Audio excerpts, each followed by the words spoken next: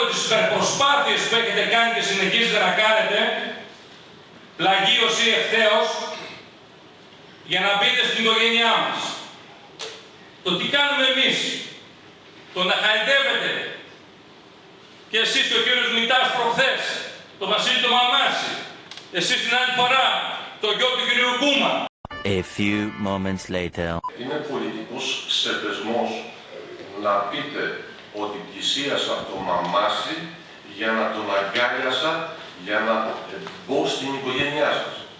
Είναι ντροπή και μόνο που το σκεφτήκατε. Είπα εγώ κάτι τέτοιο από αυτά που είπατε. Λάθος κάνετε. Ναι, το είπατε τώρα. Λάθος κάνετε. Κάνετε πολύ λάθος. Να μην λέτε ότι θέλετε.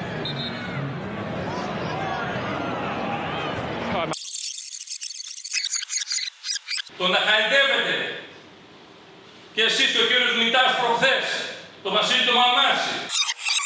Το να χαϊδεύετε και εσείς και ο κύριος Μητάς προχθές, το Βασίλη το Μαμάση.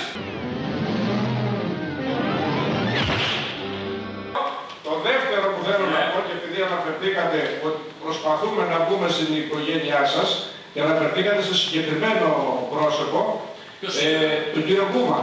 Σε όλους αναφέρθηκα, ναι. Μα αυτό δεν είπατε. Όχι, σε όλους αναφέρθηκα. Κάντε λάθος.